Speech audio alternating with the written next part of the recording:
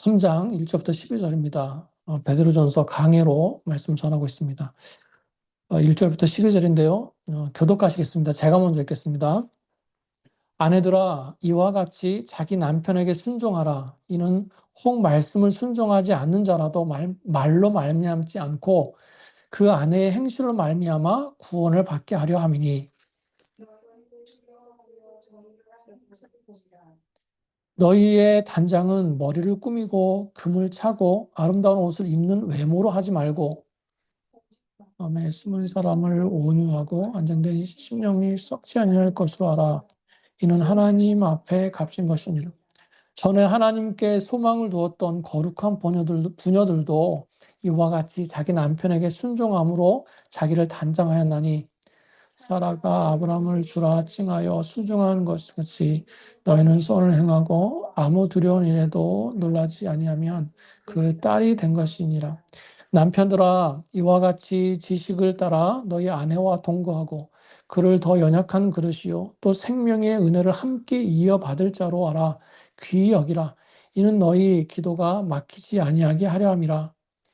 마지막으로 말하노니 너희가 다 같이 하여 동정하며 형제를 사랑하며 불쌍히 여기며 겸손하며 악을 악으로 욕을 욕으로 갚지 말고 도리어 복을 빌라. 이를 위하여 너희가 부르심을 받았으니 이는 복을 이어받게 하려 하심이라. 그러므로 생명을 사랑하는 좋은 날 보기를 원하는 자는 혀를 금하여 악한 말을 그치며 그 입술로 거짓을 말하지. 악에서 떠나 선을 행하고 화평을 구하며 그것을 따르라. 주의 눈은 의인을 향하시고 그의 귀는 의인의 간구에 귀 기울이시되 주의 얼굴은 악행하는 자들을 대하시느니라 하였느니라. 아멘. 지난 시간에는 고난을 통과한 성도들의 생활에 대해서 말씀을 드렸습니다. 고난 중에 있든지 아니면 고난을 통과했든지 우리는 여전히 살아가야 될 삶이 남겨져 있다는 거예요. 그래서 베드로 사도는 고난 후에 어떻게 생활해야 되는가, 살아야 되는가, 그 삶에 대해서 구체적으로 말씀하고 있습니다. 그래서 지난 시간에 세 가지를 말씀드렸어요. 나그네 같이 살아라. 또 주님의 이름으로 선을 행하면서 살아라. 또 나보다 앞서가신 예수님의 길을 따라가라. 이런 말씀을 드렸습니다. 자, 그러면서 이제 3장으로 넘어오게 되는 거예요. 3장도 같은 내용이 이어지고 있습니다. 고난을 통과한 후에 어떻게 살아야 되느냐? 삶에 대해서 얘기하고 있다는 거예요. 그래서 오늘 설교 제목이 고난을 통과한 성도들의 삶에 대한 권면 두 번째입니다. 제목은 똑같아요. 자, 고난을 통과한 후에 어떻게 살아야 되느냐? 이걸 말씀하고 있는데, 오늘은 어떤 내용으로 시작하고 있습니까? 가정에 대한 가정에 대한 말씀을 얘기하고 있어요. 여러분, 그런데 고난을 통과한 성도들에게 왜 가정에 대해서 언급하고 있는 겁니까? 고난을 통과했으면 좀 뭔가 거창하고 대단한 삶의 비전에 대해서 얘기해야 될 것 같지 않습니까? 이제는 하나님 나라를 위해서 더 수고하고 더 많은 열매를 맺어야 된다, 맺을 수 있다, 이런 걸 기대해야 되지 않겠어요? 그런데 베드로 사도는요, 가정에 대해서 얘기하고 있다는 거예요. 왜 그렇습니까? 고난과 상처를 통과한 성도가 가장 먼저 마주대하는 치열한 일상이 어디예요? 가정이라는 거죠. 예. 그러니까 지금 굉장히 현실적이고도 구체적인 말씀을 사실 전하고 있는 거예요. 예. 가정에서 시작한다라는 겁니다. 예. 제가 설교하면서 이제 세상적인 격언이나 교훈들을 잘 사용하지 않아요, 사실. 하지만 영적인 것에 기반을 두지 않아서 그렇지 참 좋은 글이나 교훈들도 참 많습니다. 삶의 지혜라서 그런 거죠. 수신제가 치국평천하라는 이제 격언이 있지 않습니까? 수신제가 치국평천하. 먼저는 자기를 잘 바르게 하고요. 그 다음에는 집안을 잘 다스리고요. 그 다음에는 나라와 천하를 잘 다스린다. 다 아시는 내용이에요. 근데 맞는 말 아닙니까? 본인과 가정이 먼저 서 있어야 된다는 거예요. 그런데 이 영적인 원리도 마찬가지입니다. 여러분, 말씀은요, 고난 중에 있는 성도들에게 뭐부터 얘기했어요? 본인을 먼저 잘 추스리라고 얘기했어요. 본인부터 영적으로 바로 서 있어야 된다라는 겁니다. 그래서 마음의 허리를 동여라, 근신해라, 죄를 끊어버려라, 믿는 자답게 살아라, 이런 내용을 쭉 말씀하지 않았습니까? 그리고 또 뭘 말씀하고 있는 거예요? 가정에 대해서 얘기하고 있어요. 가정이 영적으로 바로 서 있어야 된다라는 것입니다. 여러분, 고난을 거치다 보면요, 가정적인 상처가 많을 수밖에 없어요. 예. 어려움 가운데 있어서 더 똘똘 뭉치고 서로 위로하고 격려하면서 이겨내는 가정도 있습니다. 그게 참 큰 축복이에요. 예. 그것 자체가 하나님의 은혜입니다. 그러나 그런 가정조차도요, 고난의 시간이 길어지고 어려움이 반복되는 것을 겪다 보면 그 마음에 남는 상처가 있더라는 거예요. 영적으로 서 있는 가정도 그렇습니다. 그런데 영적으로 연약한 가정은 뭐 말할 것도 없는 거죠. 예. 남편과 아내 사이에 쌓여진 응어리가 있습니다. 섭섭함이 있어요. 말로 상처 준 기억들이 있습니다. 그런 가정적인 분위기에서 아이들도 상처가 있어요. 예. 여러분, 그런 상처와 아픔들은요, 고난이 지나갔다고 해서 저절로 치유되지 않아요. 예. 사람들은 문제가 해결되니까, 고난을 통과했으니까 괜찮을 거라고 생각합니다. 괜찮지 않아요. 예, 그냥 덮어두고 지나가는 것이 많습니다. 여러분, 그래서 이 부분은요, 주님 안에서 회복되어져야 되는 거예요. 결국 우리의 가정이 영적으로 세워져야 되는 것입니다. 비록 인간적인 생각 때문에 얽혀 있든지, 아니면 세상적인 행동과 생각 때문에 그것이 시작됐든지, 푸는 건 어떻게 풀어야 돼요?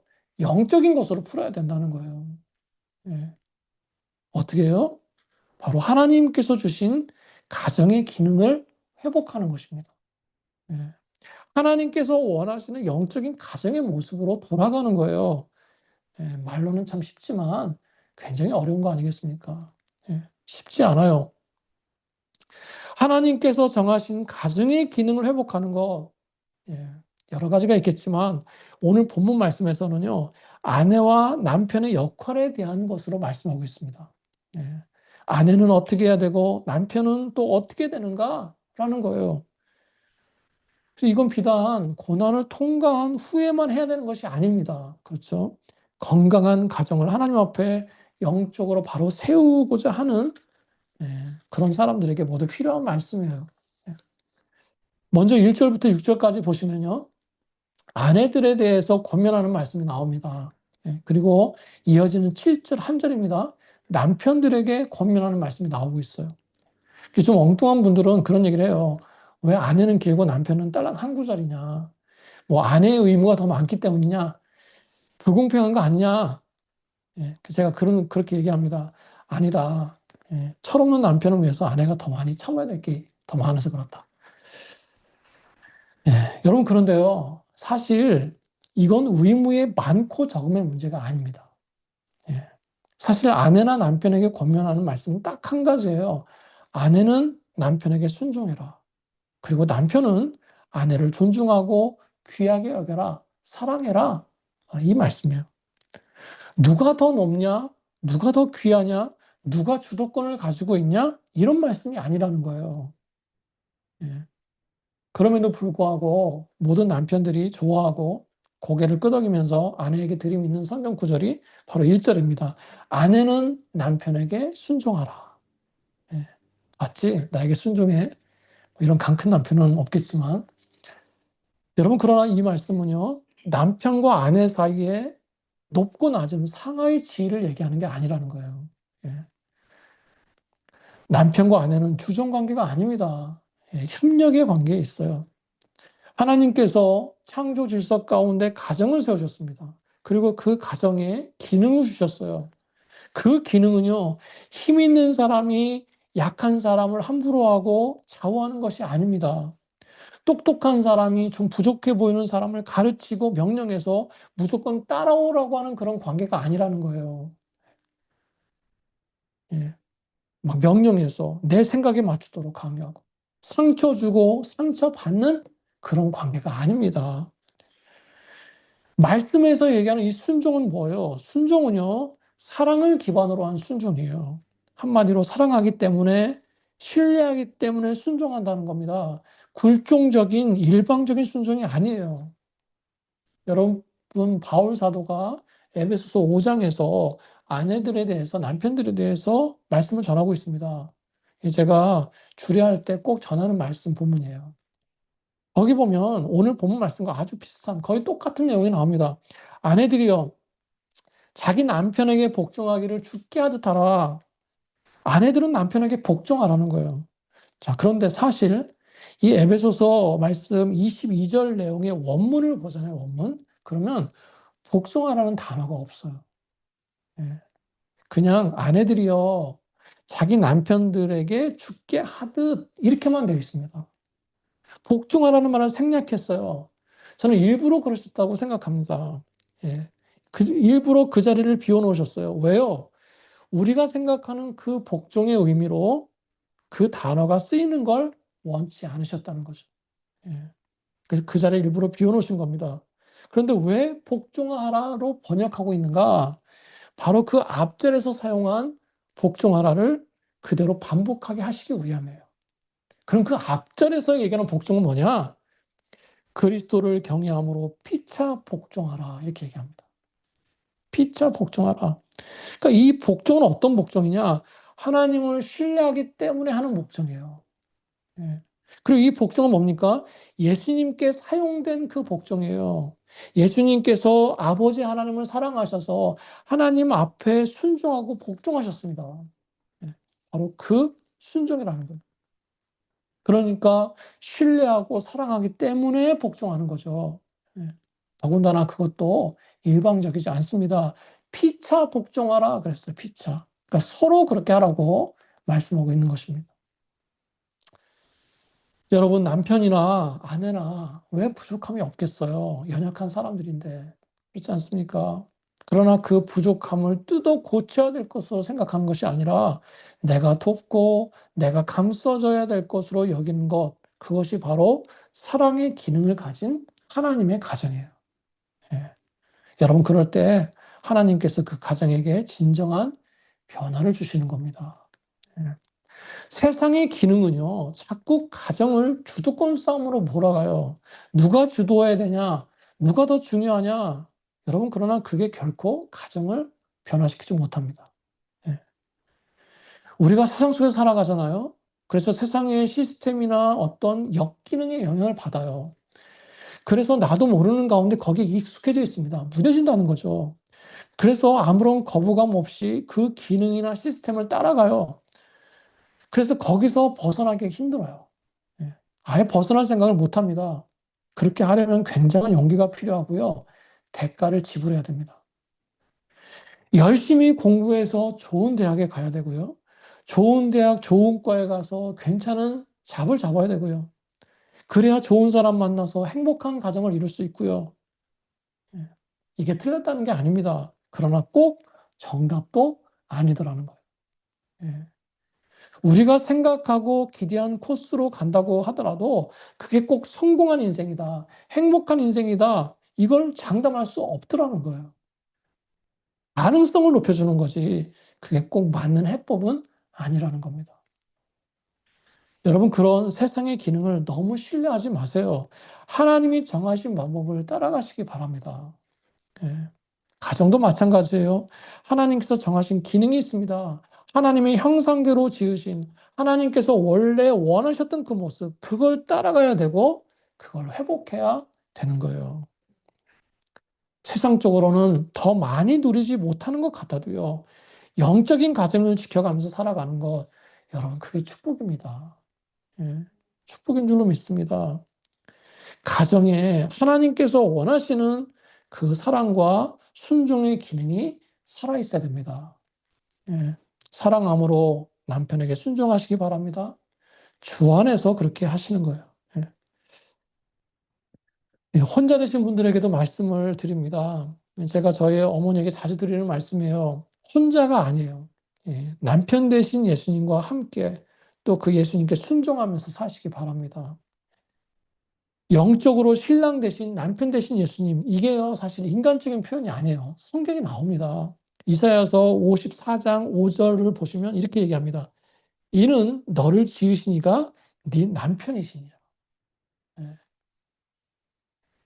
그의 이름은 만군의 여호와시며 어떻게 하신다고요? 하나님께서 가장 가까이 있는 곳에서 나를 보호하시고 나를 사랑으로 인도하신다는 거예요. 예.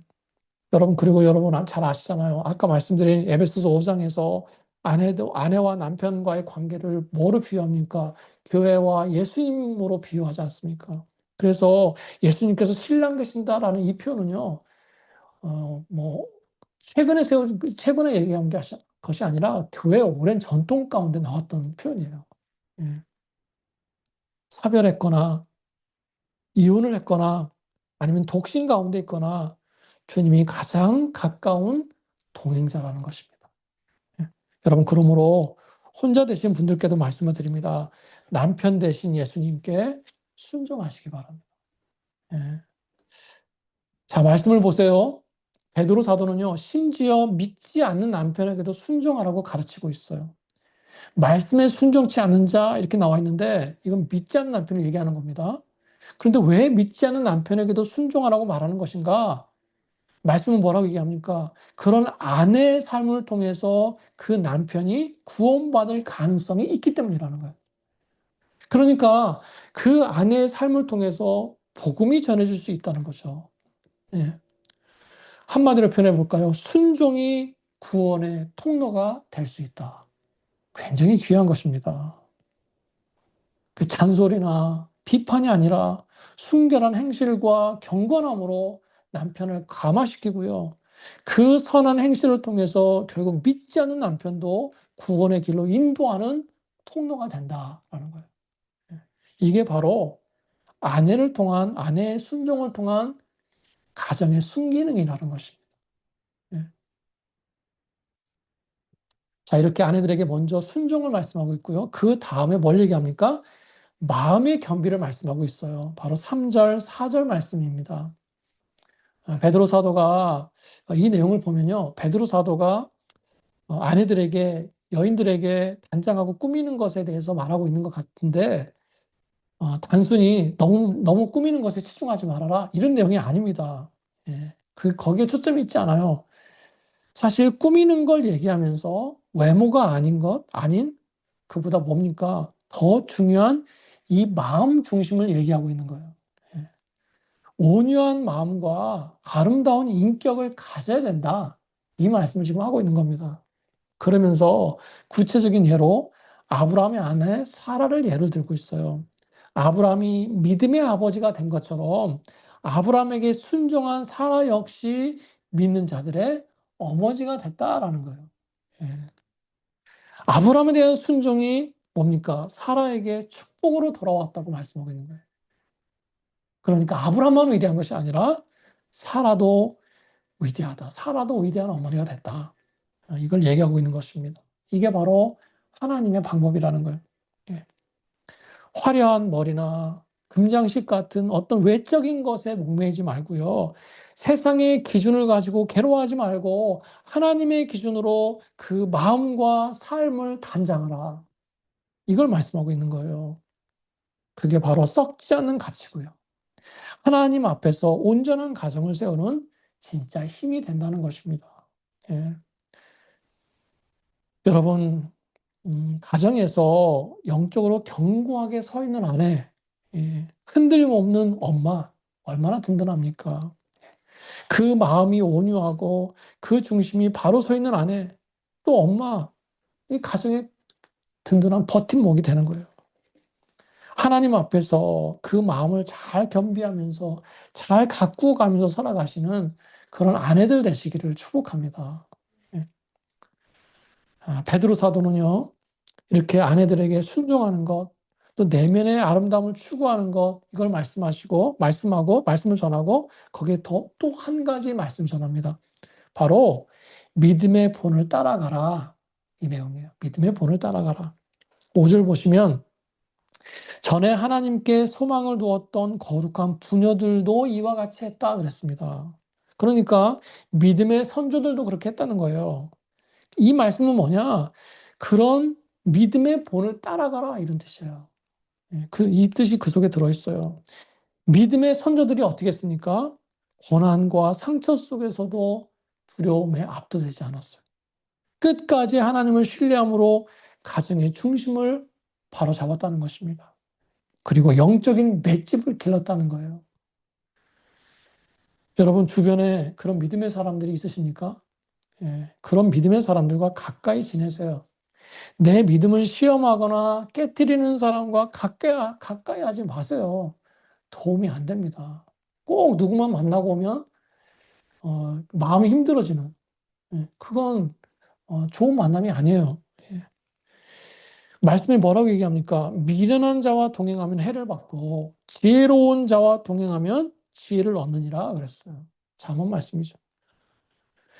또 분쟁을 일으키고 거치게 하는 자를 살피고 너희가 배운 교훈을 거슬러 떠나게 하는 자들에게서 떠나라 그랬어요. 예. 로마서 말씀입니다. 그런 사람들에게서 떠나래요. 예. 지혜로운 사람들을 가까이 하시고요. 영적인 사람들과 만나고 교제하세요. 뭐 아내만 그렇겠습니까? 남편들도 마찬가지예요. 예. 자세히 보면요. 이렇게 자세히 보면 주변 사람들을 통해서 그 가정에게 좋은 것이 들어오기도 하지만 안 좋은 것이 들어오기도 합니다. 영적이에요, 그것도. 그걸 잘 막으셔야 됩니다. 믿음으로 본받고 따라갈 수 있는 그런 만남을 추구하시기 바랍니다. 그게 건강한 가정을 세워나가는 또 하나의 방법이라는 거예요. 예. 저는 이 베드로가 고난을 통과한 성도들에게 이런 말씀을 쭉 전하는 걸 보면 굉장히 구체적이라는 생각이 듭니다. 아내들에게 하신 말씀을 기억하세요. 남편에게 사랑으로, 신뢰함으로 순종하시기 바랍니다. 내적인 아름다움을 갖기 위해서 노력하시고 겸비하시기 바랍니다.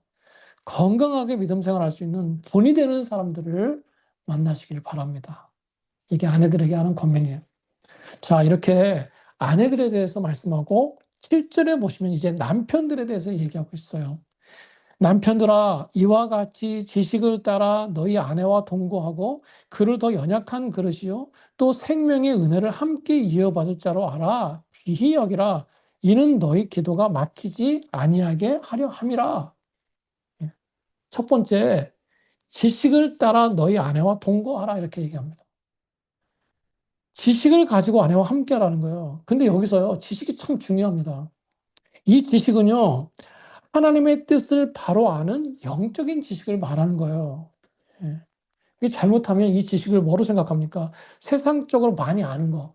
예. 그래서 그 아는 지식으로 아내를 리드하고 뭐 이런 뜻으로 오해할 수 있는데요. 아닙니다. 아니에요. 이 지식은 하나님께서 어떤 한 가정에게 그 가정에게 주신 하나님의 뜻이 있는데 그걸 바로 분별할 수 있는 분별력을 얘기하는 거예요. 예.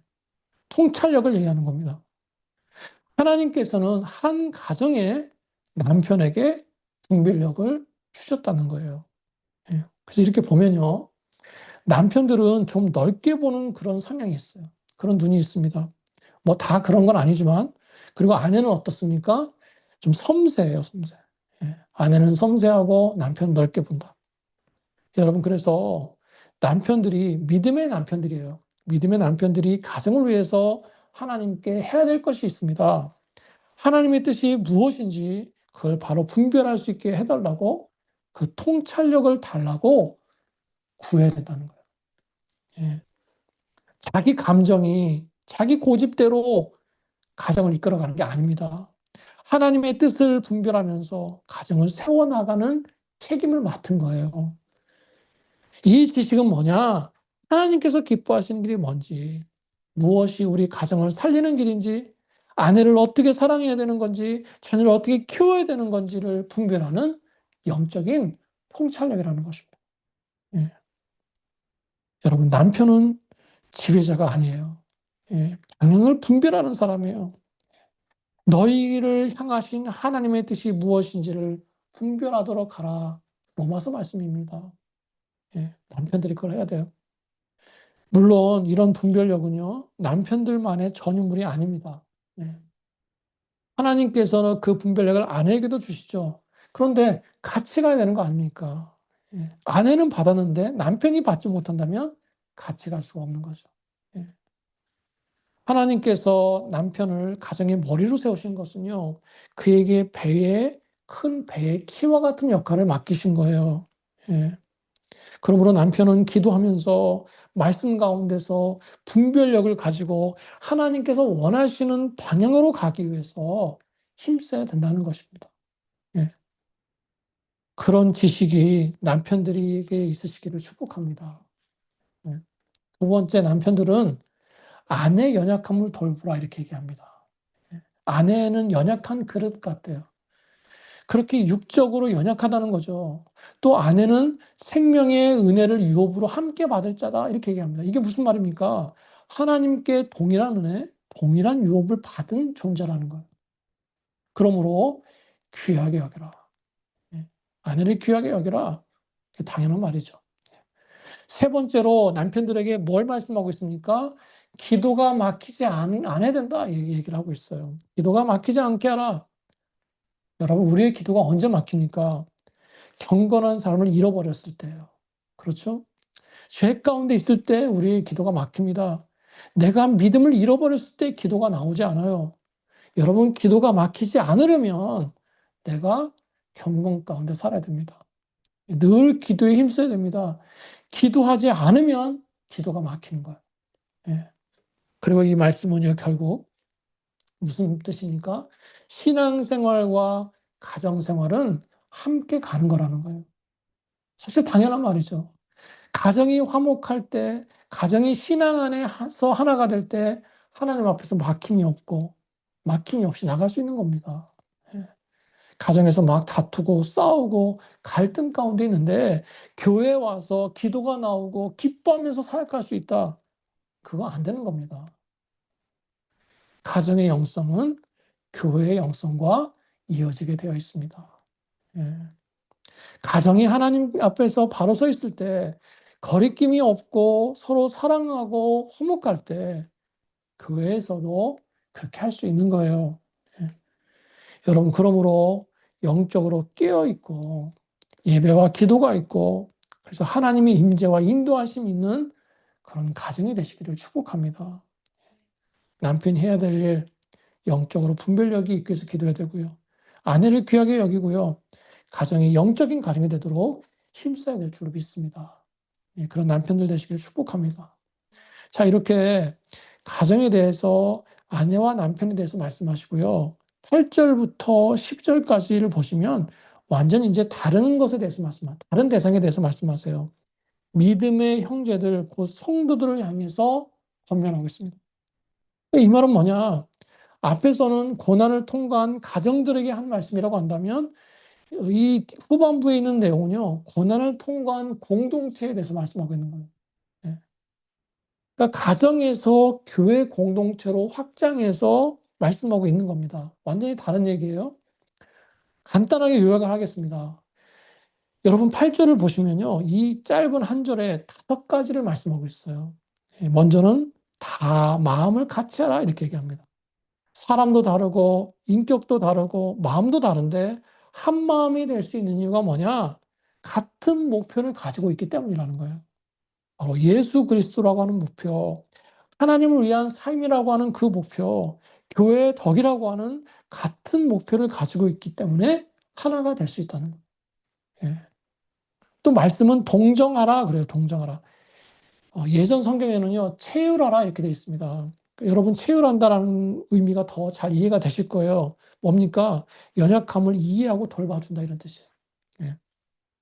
히브리서 4장에서 우리 예수님은 우리의 연약함을 채율하지 아니하시는 자가 아니다 그랬습니다.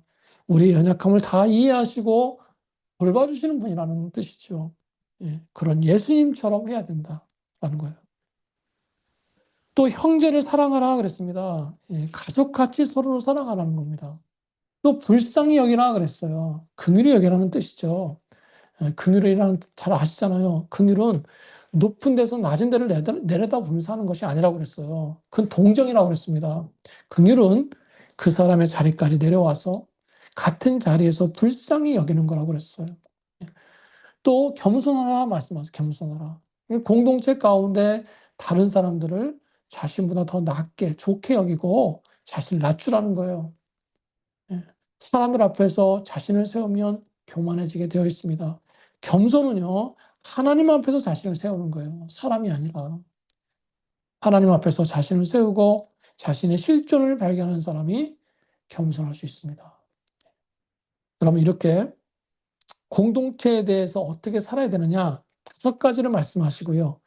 이어서 10절부터 12절까지 말씀을 보시면 시편 34편 12절부터 16절까지 말씀을 인용한 겁니다. 예. 34편 그런 거 인용한 그 시편 34편은 어떤 내용이냐? 한마디로 하나님께서 고난당하는 자들의 기도를 들으신다 이런 내용이에요. 예. 그래서 생명을 사랑하고 좋은 날 보기를 원하는 사람들은 어려움 속에서도 하나님을 신뢰하기 때문에 그런 어려운 상황에 상관없이 하나님의 돌보심과 은혜를 누리면서 살아간다 이런 내용이에요. 예. 굉장히 귀하고 힘이 되는 말씀이죠. 왜 5가지 공동체 안에서의 삶을 얘기하다가 이어서 시편 34편을 얘기하고 있는 것입니까? 예. 여러분 8절에서 말씀드린 5가지 모습으로 살아도요. 교회 안에서는 고난도 있고 어려움도 있습니다. 왜 그렇습니까? 마음을 같이 하고 체휼하고 사랑하고 불쌍히 여기고 겸손하게 여기는 거 결국 그렇게 살지 못하는 거예요. 못하기 때문에 교회 안에 여전히 어려움이 있는 것입니다.